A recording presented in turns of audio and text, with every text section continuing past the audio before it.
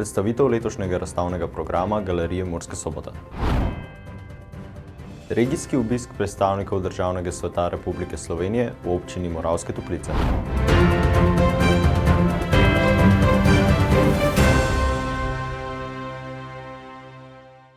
Drage gledalke in gledalci, lepo pozdravljeni v oddaji Dogodki.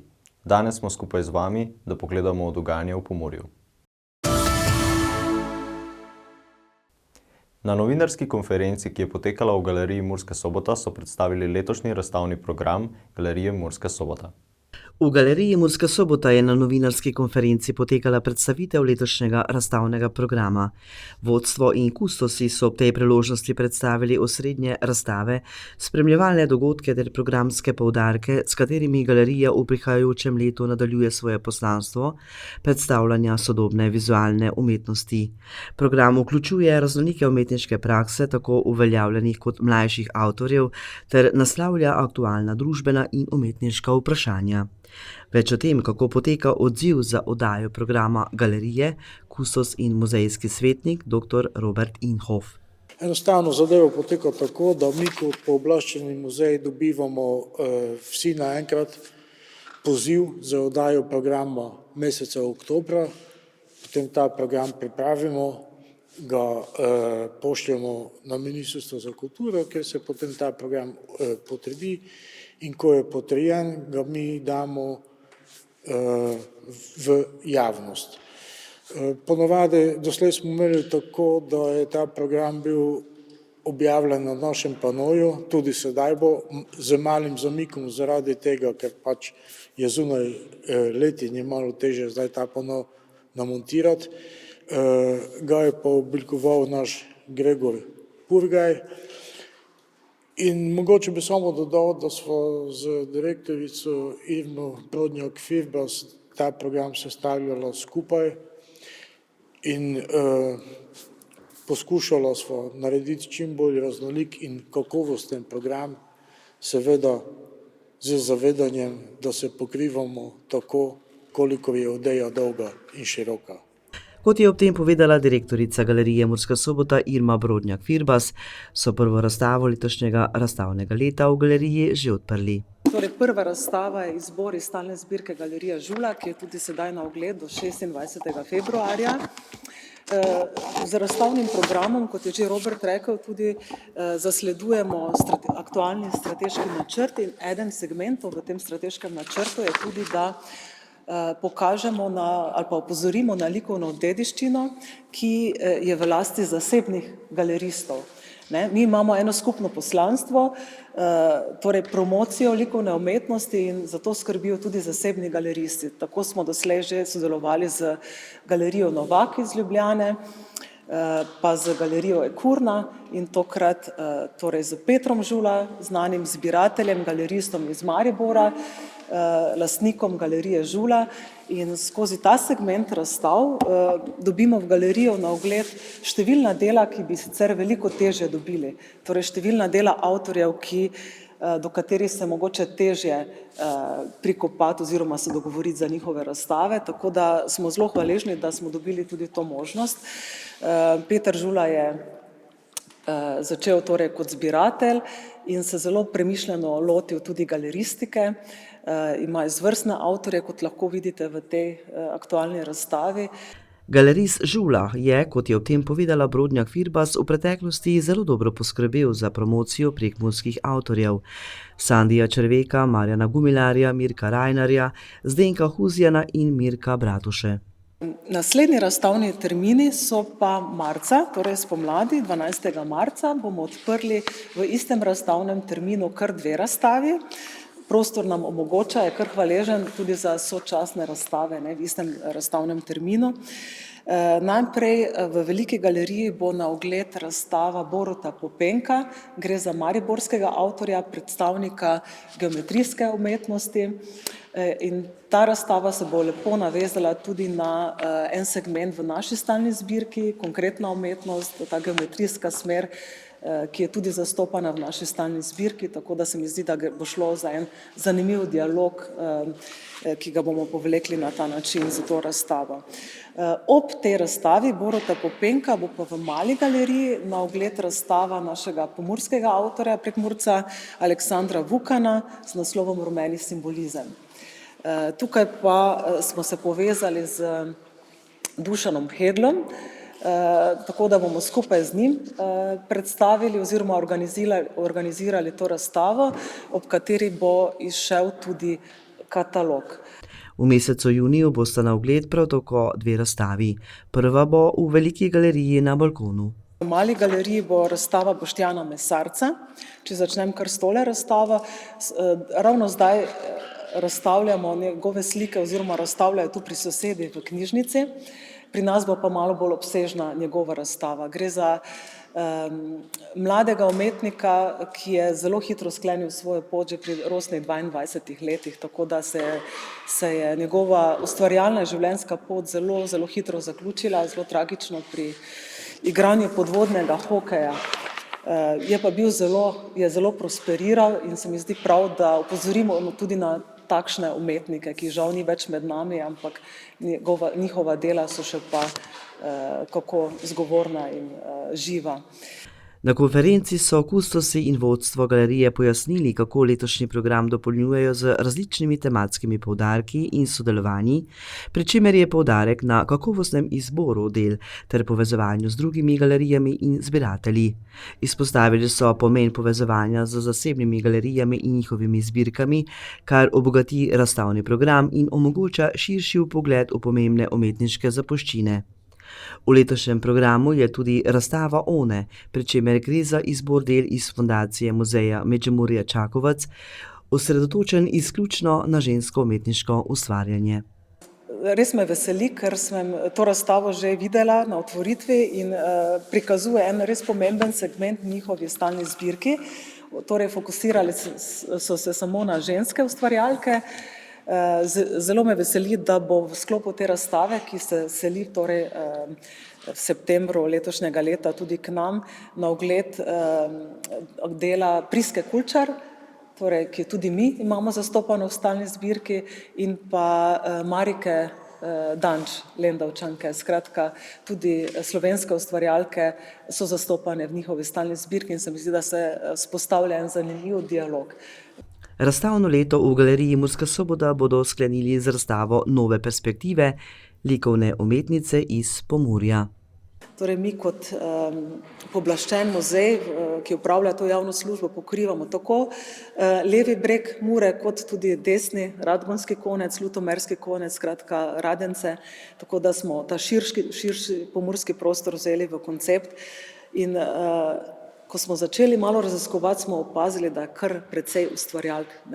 Tako da 16 smo jih povabili k sodelovanju, tako da se kar lepo odzivajo in mislim, da bo vseh 16 povabljenih ustvarjalk sodelovalo, želimo si, razen če ne bo kakih drugih zadržkov, če ne bodo kje drugje razstavljali v istem terminu, upam, da se vseeno odzovejo. Približno 3 dela smo nekako si želimo od njih aktualnih del, torej novejše produkcije, da vidimo, kje so, v katero smer raziskujejo, v katerih medijih se izražajo. Tudi tu bo razpon razstavljenih del precej obširen, klasična slikarska dela, kiparska dela, prostorske postavitve, grafike, fotografije, grafični dizajn, tako da bo akvareli, skratka pestro bo. Tako da tudi v tem ženskem duhu sklenemo to razstavno leto letošnjo. Predstavnik Državnega sveta Republike Slovenije Marko Lotrič in generalna sekretarka Državnega sveta Republike Slovenije dr. Monika Kritiš-Rojs sta na povabilo župana Alojza Glavača obiskala občino Moravske Toplice ter se srečala z vodstvom občine. Predsednik Državnega sveta Republike Slovenije Marko Lotrič in generalna sekretarka Državnega sveta Republike Slovenije dr. Monika Kirbiš-Rojs sta na povabilo župana Alojza Glavača obiskala občino Moravske Toplice ter se srečala z vodstvom občine. O čem je tekla beseda župan občine Moravske Toplice Alojz Glavač? Največ smo seveda govorili o lokalni samoupravi, tudi o skladnejšem regionalnem razvoju in pa seveda o vseh drugih stvareh, ki se tičejo delovanja občin in države. Kot je v izjavi za javnost povedal predsednik Državnega sveta Republike Slovenije Marko Lotrič, so lokalne skupnosti senzor delovanja družbe in delovanja celotne države. Ko smo se dotaknili števila občin, ugotavljamo lahko vsi skupaj, da ravno zaradi tega, ker imamo tako razvejane občine po Sloveniji, imamo razvoj države. Poglejte, vsi vrtci, ki so se zgradili, športne dvorane, potem kolesarske steze, parki, vsa ta dodatna javna ponudba občanom pravzaprav izvira iz idej župan in županov, občinskih uprav, zaradi tega bi rad se vsem skupaj zahvalil, da tako skrbijo za svoje občanke in občane. Predsednik Državnega sveta se je dotaknil tudi pomembnih izzivov z področja ohranjanja socialne države ter izpostavil potrebo po financiranju vseh potrebnih storitev. Na delovnem sestanku je tekla beseda tudi o različnih načinih, kako spodbuditi ostanek tako mladih kot nekoliko starejših prebivalcev v regiji.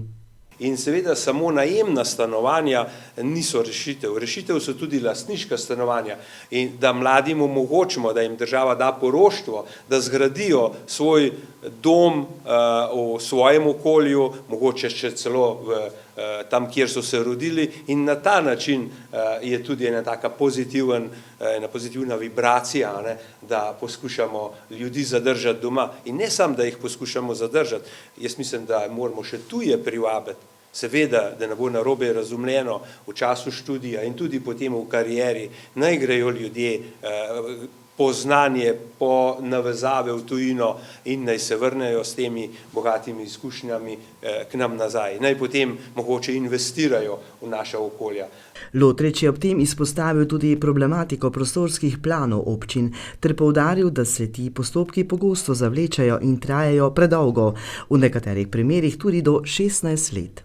In to cela generacija, se vidimo, kaj pomeni vsakem človeku 16 let, ne vem, opusti željo po gradnji, najde si drugo, mogoče se preseli v večja mesta, v socialna stanovanja in mi na ta način zgubljamo podeželje. Podeželje je pa po mojem občutku, kar hodim po Sloveniji, pravzaprav vse, kar ni Ljubljana. Se upravičujem, ampak poglejmo sam, koliko migracij dnevno, 140 000 ljudi se nam vozi v Ljubljano, zjutraj in zvečer nazaj, zgubljamo polovico dneva na vožnji in zato je regionalizacija en izmed ključnih projektov, ki jih država pač mora zagotoviti v prihodnje.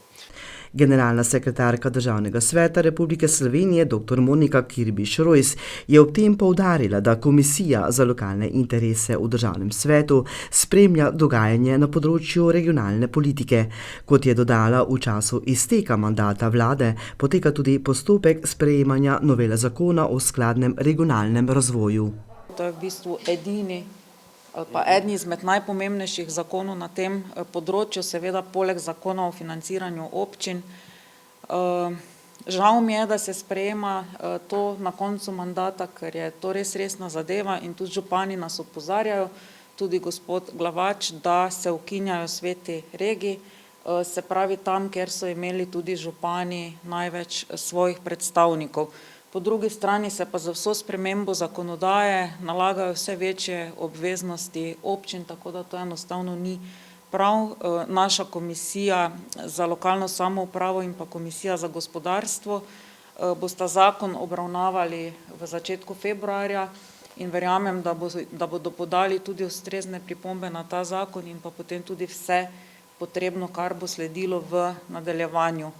Kot je pojasnila državna sekretarka Kirbiš Rojs, je v zakonodajnem postopku še približno 80 zakonov, ki jih namerava vlada do državnih volitev do 22. marca obravnavati in potrditi na izrednih sejah. V državnem svetu ob tem izpostavljajo tudi skrb glede črpanja evropskih sredstev. Po podatkih za leto 2021-2027 je Slovenija žal med najslabšimi. To so podatke Evropske komisije, z domačimi sploh ne operiramo, zaradi tega, ker potem nam očitajo, da smo pristranski, tako da če uporabimo podatke, ki so dnevno razvidni iz baze Evropske komisije, lahko tudi sami rečemo, da so popolnoma kredibilni. Smo na 24. mestu, kar se tiče črpanja, in zaradi tega bo tudi velik izziv, kako ujeti tiste končne roke za porabo teh sredstev. To govorimo o kohezijski politiki, rok je do 2027 oziroma potem je še 2 leti tiste rezerve, kjer se lahko vsa sredstva počrpajo. Kar se tiče načrta za okrevanje in odpornost, pa je treba koriščenje zaključiti do konca tega leta, tako da glede na to, da se vmes menja še garnitura, res iskreno upam, da bo to državi uspelo, ker pravila so pač taka, da če Slovenija ne bo porabila vseh sredstev, jih bodo porabile druge države članice. Na vprašanje, kje vidi težave na področju črpanja evropskih sredstev, je Kirbiš Rojs odgovorila: Prvo je sigurno, da je sistem preveč centraliziran, da se v bistvu vsi, ki smo na obrobju doma, moramo, če imamo evropske projekte, za vsak evro pogajati v Ljubljano. Ne vem, če veste, da je vlada pravkar tudi ustanovila skupino pri Ministrstvu za javno upravo, ki naj bi se ukvarjala z ustanovitvijo pokrajin. To je pač projekt, ki se ga moraš lotiti na začetku vsakega mandata, zaradi tega, ker zahteva dvotretjinsko večino, tako da na to tudi novinarji bodite pozorni, ker pač menimo, da iz tega dela ne bo nič. Težava pa je tudi pri nas naša domača zakonodaja. To ne drži, da nimamo črpanja zaradi evropske regulative, ker evropska regulativa daje nek okvir, mi pa si potem sami pišemo svoje birokratsko močvirje, bi temu rekla, ker tudi to, da še v zadnjem mesecu sprejemaš 80 zakonov, potem vse postopke zaplete, ne pa odplete. Največja težava pol nastane pri teh večjih infrastrukturnih projektih. Vem za primer pomurskega vodovoda, takrat, ko smo se ga lotili, smo preračunali, da smo mi prišli do odločbe, se pravi, da ti Evropska komisija da zeleno luč, da lahko začneš črpati ta sredstva. Smo kot država skupaj z občinami potrebovali 10 let, da smo dobili vsa dovoljenja. Samo programsko obdobje pa traja 7 let. Torej vidite, da mi zaradi teh notranjih procedur ne moremo enostavno projektov speljati v teh rokih, ki nam jih Evropska unija predpiše. Predsednik Državnega sveta Republike Slovenije in generalna sekretarka Državnega sveta Republike Slovenije sta si skupaj z vodstvom občine po skupnem delovnem sestanku ogledala projekt Turistično naselje Suhi Vrh ter glamping Oaza v Mlajdincih. Gledalke in gledalci, preživite lep večer. Lep pozdrav.